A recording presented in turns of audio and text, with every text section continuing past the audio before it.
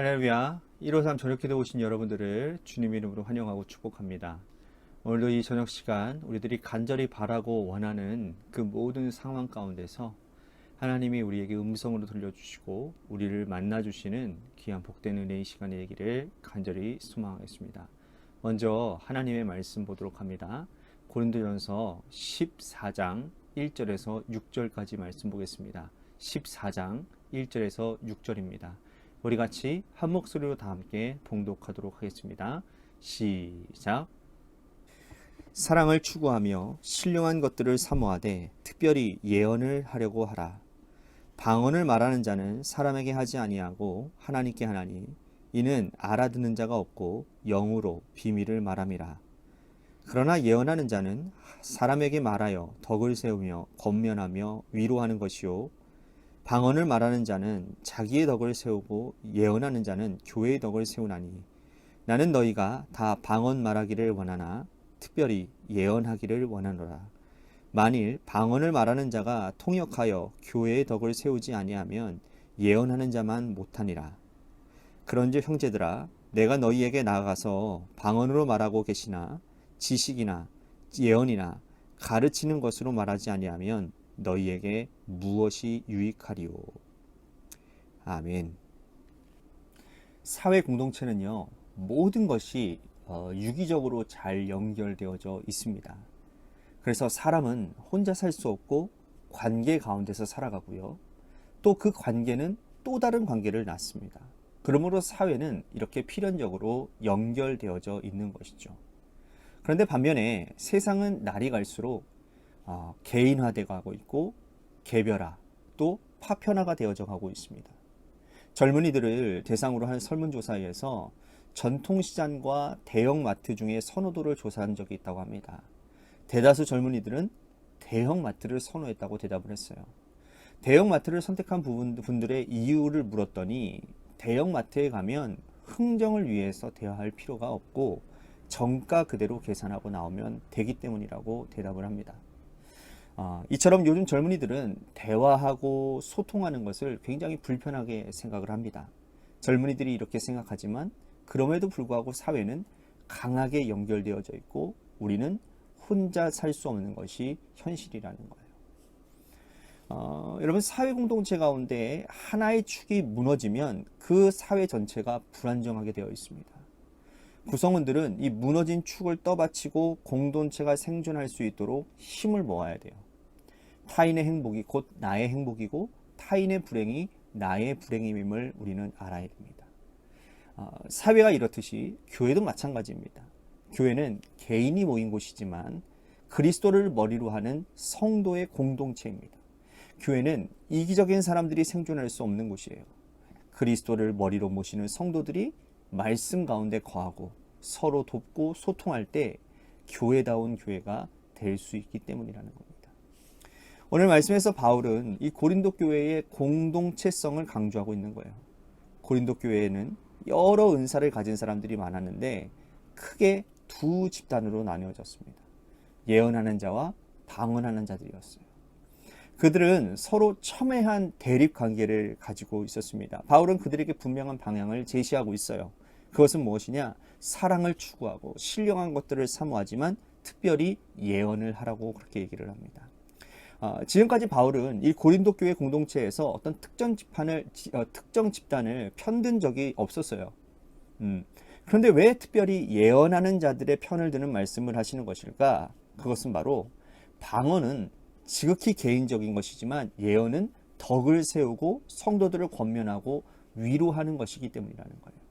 덕을 세운다라는 말씀의 뜻이 여러분 교회의 덕을 세운다라고 정리를 하고 전하고 있는 것이죠.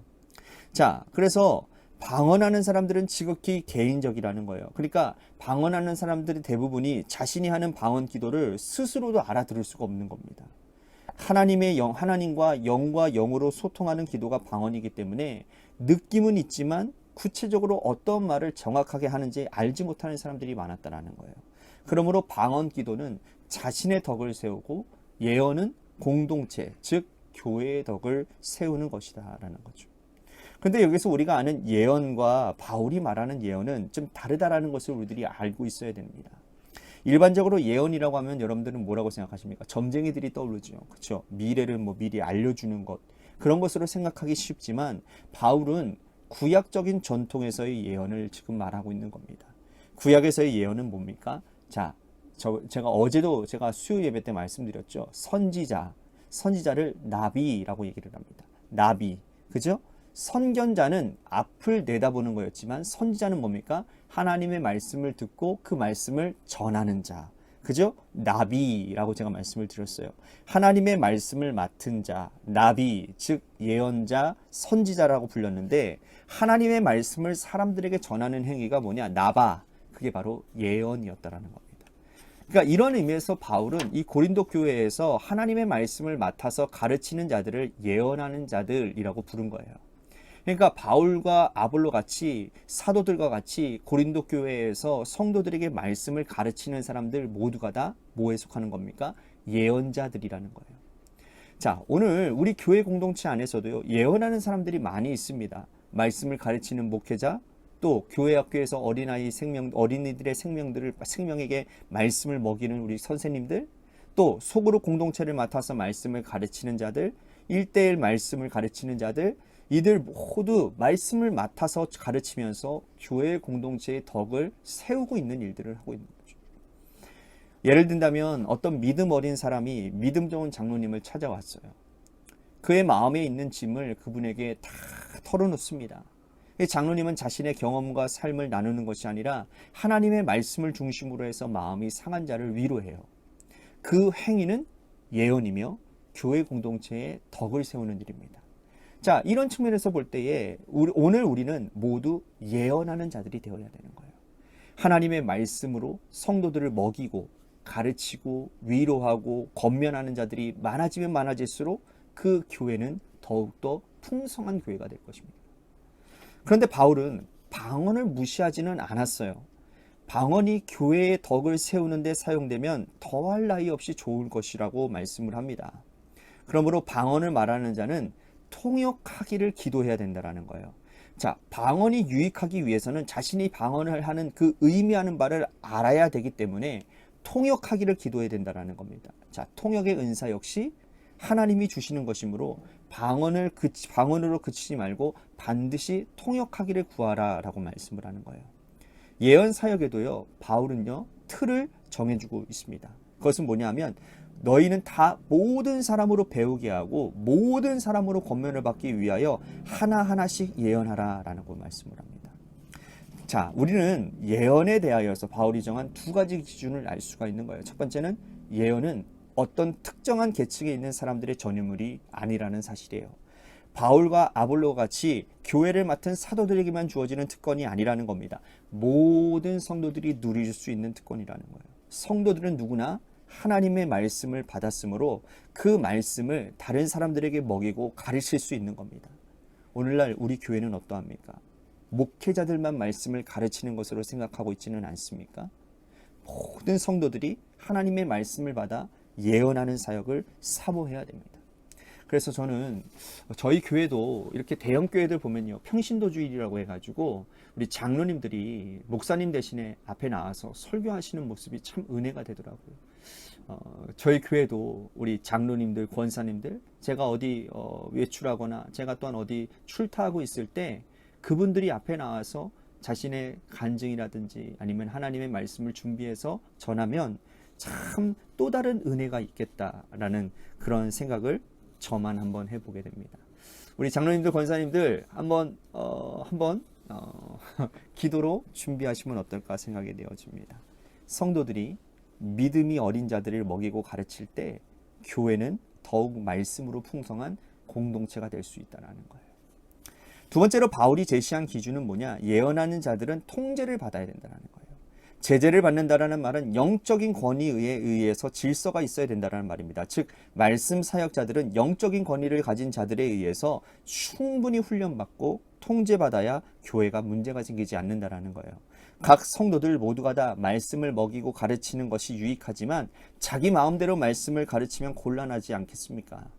자, 오늘 우리가 깨달아야 될 것, 교회에서 어떤 사역을 하든지 개인주의적으로 파편화되어져서는 안 된다는 사실이에요.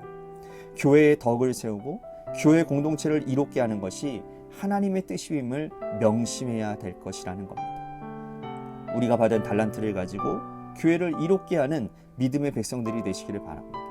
나 혼자 사는 교회가 아니라 모두가 다 함께 어울려 동역하는 것이 교회 공동체임을 우리들이 기억하는 귀한 복된 시간이 되기를 간절히 소망하겠습니다. 오늘 말씀 생각하면서 우리 같이 기도했으면 좋겠습니다. 말씀을 맡아 가르치는 사역을 열심히 감당하는 제가 되겠습니다. 또한 어떤 일을 하든지 간에 교회의 덕을 세우는 일에 최선을 다하겠습니다. 오늘 말씀 생각하면서 우리 같이 기도했으면 좋겠습니다. 또 한 가지 우리 교회를 위해서 간절히 기도합니다. 오늘 말씀처럼 하나님 주님께서 세워주신 몸된 교회가 하나님 교회의 덕이 세워지고 그래서 그 덕으로 말미암아 많은 사람들을 살려내는 구원의 역사를 나타내는 그러한 교회가 되게 하여 주옵소서. 또한 재개발을 위해서 우리 같이 기도합니다. 이봉석 목사님을 위해서 기도해 주시고 또한 위원장인 권민재 위원장 또한 우리 조합원들이 정말 교회에 대해서 정말 좋은 마음 선한 마음을 갖게 하셔서 교회에 대해서 전폭적으로 지원하는 그러한 움직임들이 일어나게 하여 주시옵소서라고 우리 같이 기도했으면 좋겠습니다. 또한 육신의 질병으로 고통당하시는 분들 많이 있습니다. 우리 원로 사모님을 위해서 간절히 기도해 주시기를 바랍니다. 이 담증세의 원인이 이게 목을 이렇게 계속 이렇게 꾸부정거리고 하셔서 이 목뼈가 이렇게 이제 통증을 유발하는 것이라고 얘기를 하더라고요. 여러분들 우리 사모님의 강건함을 위해서 기도해 주시기를 바랍니다. 또한 김순환 권사님과 김순환 권사님 아드님을 위해서 기도해 주시기를 바라겠습니다. 또한 김은정 선생님 아버님과 또한 김은정 선생님, 우리 이종민 장로님, 또한 우리 박순식 장로님을 위해서도 기도해 주시고 여러분들을 위해서 여러분들 기도해 주시기를 바라겠습니다. 또 한 가지 여러분들의 삶의 자리와 여러분들의 자녀들을 위해서 기도하시다가 시간 돌아가시기를 바랍니다. 노래 끝날 때까지 우리 같이 합심하여 기도하도록 하겠습니다. 기도하시겠습니다.